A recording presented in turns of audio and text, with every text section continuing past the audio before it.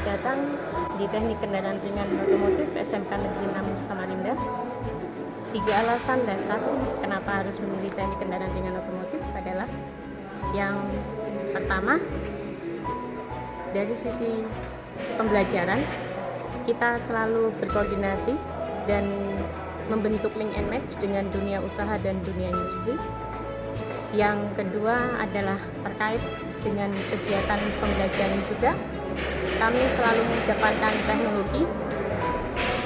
Dari beberapa alat yang kami punya, bisa dilihat dari beberapa yang tertempel di dinding bahwa kami ada mulai dari kegiatan manual, jadi pembelajaran dalam bentuk simulator,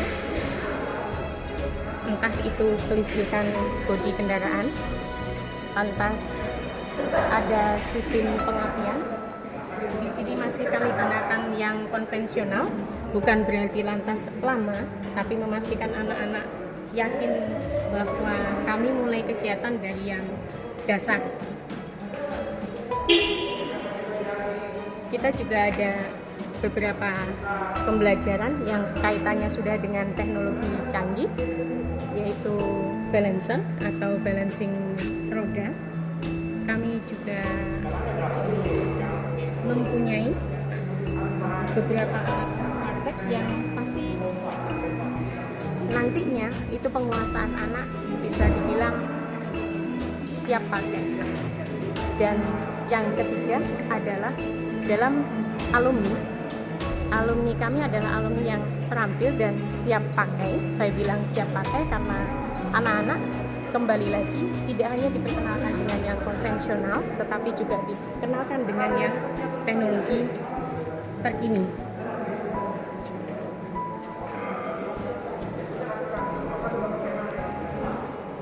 Oke, ini adalah alat kami yang konvensional masih, yaitu engine stand-nya. Pelajaran kami ada 3, yaitu tatap muka. Saat sekarang pandemi dengan menggunakan sistem online atau daring, tetapi tetap mengedepankan bahwa skill anak tetap dapat. Jadi beberapa kali kami akan mengadakan tatap muka.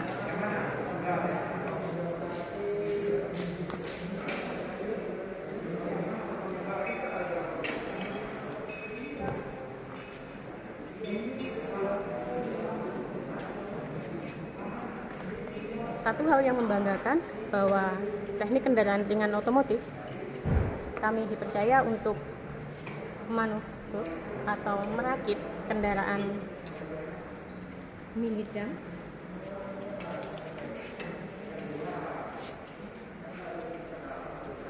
Dan alhamdulillah ini adalah kegiatan kami tahun 2-3 tahun yang lalu, yaitu kami dipercayakan oleh pihak dinas provinsi untuk menjadikan dari yang sebelumnya hanya komponen dirakit menjadi satu kendaraan yang sekarang sekaligus bisa dipakai untuk anak-anak praktek.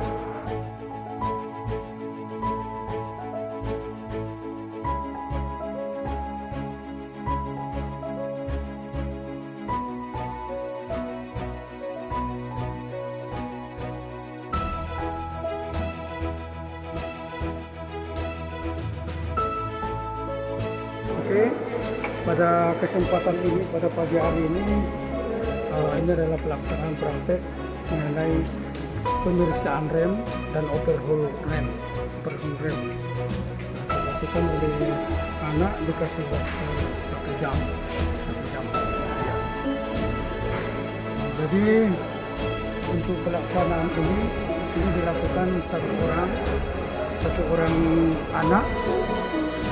Jadi dimulai dengan blocking and checking dulu, baru kemudian melakukan pembongkaran roda. Seterusnya dilakukan pelepasan tromol. Sehabis itu akan dilakukan pengukuran,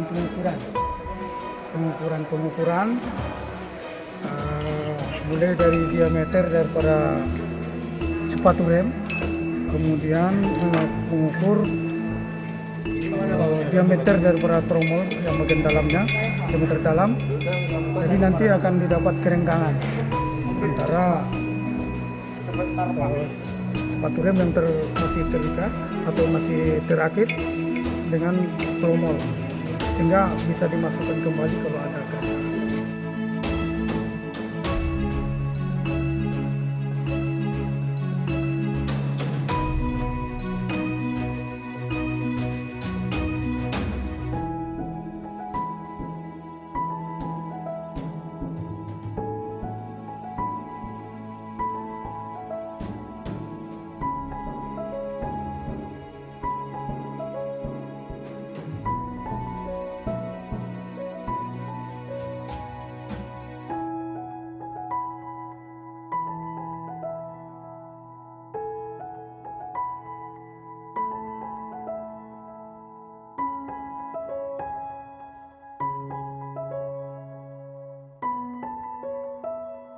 Alat scan tool ini digunakan untuk mengetahui kondisi kendaraan yang sebenarnya. Jadi nanti akan kita lakukan prosesnya di dalam unit mobil itu sendiri, Pak. Jadi paling tidak alatnya sudah kita siapkan. Setelah itu kita akan gunakan di unit kendaraan. Ya Pak, kita sekarang menuju ke mobil.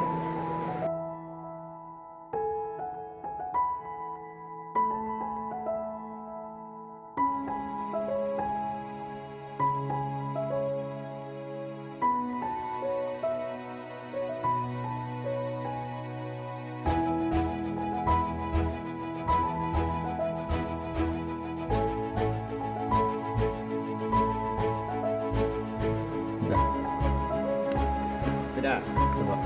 Oke, silakan operasikan alat ini. Hati-hati jangan digoyang. Tekan tombol power. Pegang.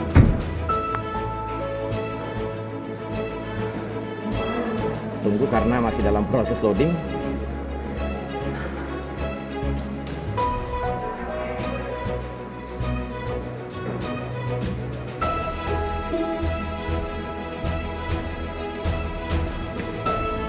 Oke, start. Loh. Ya.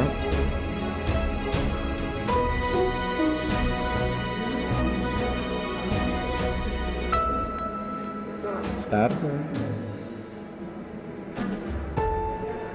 Toyota. Oke. Yes.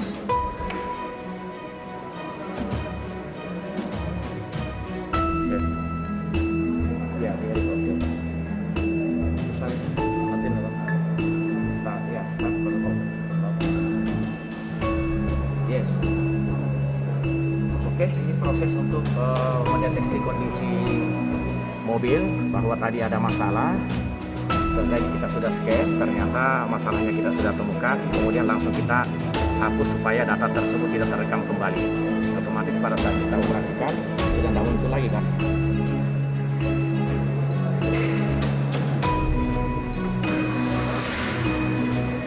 Silakan ukurin aja dulu ya, ukur seperti sensor oksigen ya, oksigen sensor.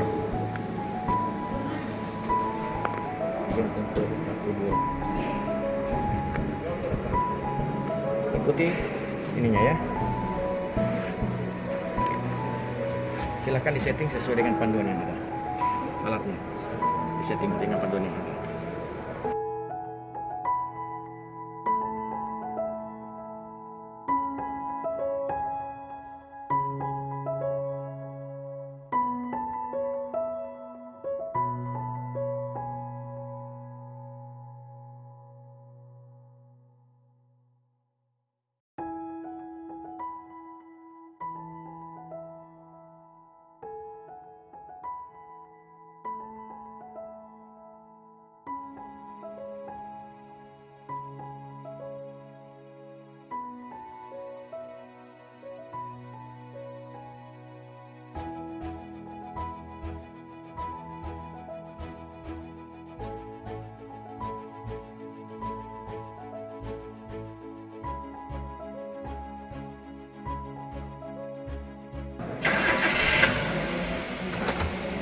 Oke, proses selanjutnya adalah kita akan mengukur polusi udara yang keluar dari knalpot kendaraan.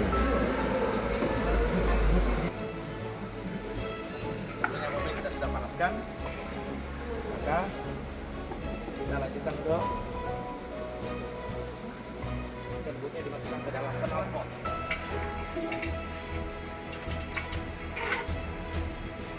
Oke.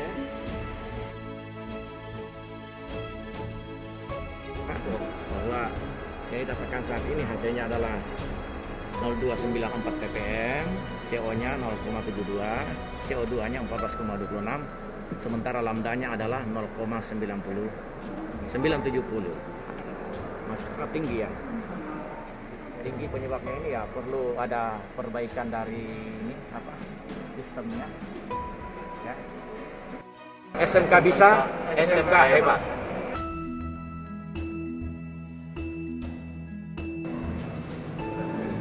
Assalamualaikum warahmatullahi wabarakatuh. Selamat pagi.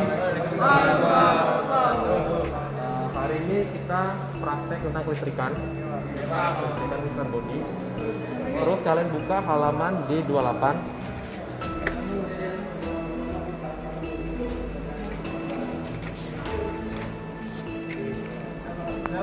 Nah, di situ ada wiring tentang ECU IG.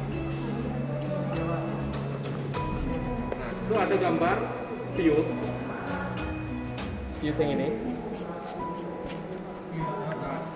Fuse ini itu untuk ECU bagian IG. Jadi kalau nanti kalian buka di sini ada beberapa fuse IG, ini adalah salah satunya sebagai backupnya.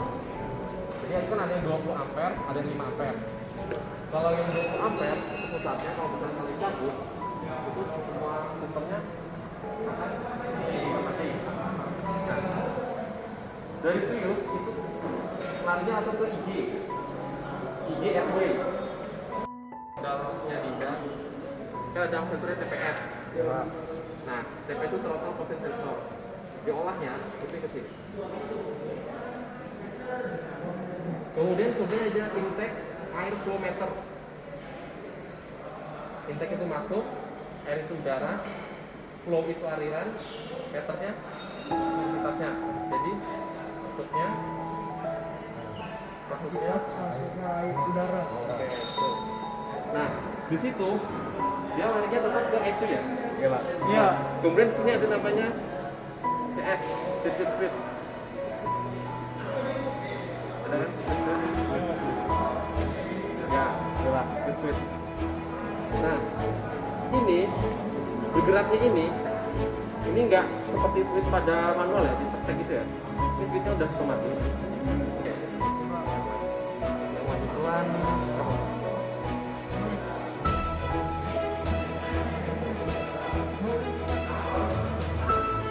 Dulu aja manualnya. Kalau saya SOP ya, ini sudah saya siapkan. Sudah terpasang pada kompornya. Kemudian sudah saya terobos. Kamu sesuaikan gambar ini.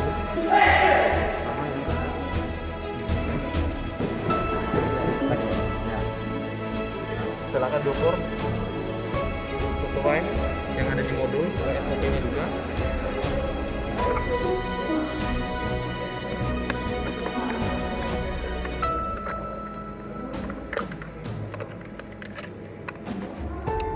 Yang ini terbelakangnya.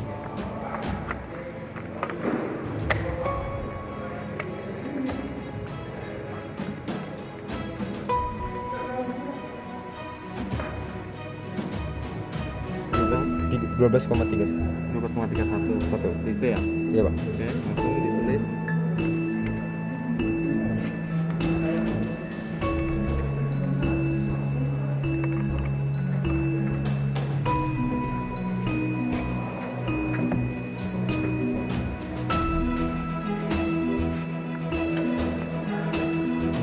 Untuk pengecekan baterai ini, kita mengetahui kondisi baterainya, apakah masih dalam kondisi good atau bad. Bednya itu dia di bawah kapasitas dari baterainya. Jadi kalau misalnya baterai 12, kondisinya bagus di 12 volt, jadi buruknya di 12 ke bawah. 11,5, 10,5 itu sudah kondisi sudah tidak baik. Nah, kalau sudah tidak baik, itu melakukan pencargeran. Kalau sudah di charge nanti dia akan naik lagi nih dari 10,5 jadi ke 12. Tuh. Jadi baterai ini sangat penting untuk unit. Jadi kan kalau mobil nggak ada baterainya nggak bisa di starter. Iya, Pak. Beda dengan motor bisa di starter kaki ya. Ya, Pak. Itu bedanya. Untuk mendapatkan kerenggangan antara diameter luar sepatu rem dalam rakitan dan diameter dalam diameter tromol. Hasil itulah yang disebut dengan kerenggangan antara sepatu rem, diameter sepatu rem luar, ya, lingkaran luarnya, dan yang kalian baca adalah di skala utama. Skala utama ini. Nah, terus pada skala utama ini yang harus kalian baca adalah 0, garis 0 pada skala non-minus, dan garis 0 skala utama. Berapa hasil, berapa dari 0 sampai ke angka berapa. Ya. Terus skala non-minusnya sama juga dari angka 0 sampai dengan angka berapa yang yang sejajar dengan skala utama. Ya, seperti yang kalian lakukan, ada yang sudah benar, ada yang masih kurang begitu jelas. PT Astra Internasional TBK Isuzu, dan sekarang saya saat ini ditempatkan di Indonesia bagian timur, tepatnya di Timika atau Papua, untuk menangani unit kami, terlebih khusus Isuzu yang beroperasional di lingkungan PT Freeport Indonesia. Bagian kendaraan, gambar teknik, sejarah dari awal terciptanya sebuah mesin hingga perkembangannya, dan masih banyak lagi. Selain hal-hal tersebut, juga diajarkan mengenai keselamatan kerja, prosedur kerja yang benar sesuai SOP dan sesuai standar industri otomotif. Ya, di sana pada intinya diajarkan dari mulai dasar hingga mahir menjadi seorang yang kompeten dalam bekerja. SMK! SMK Negeri 6!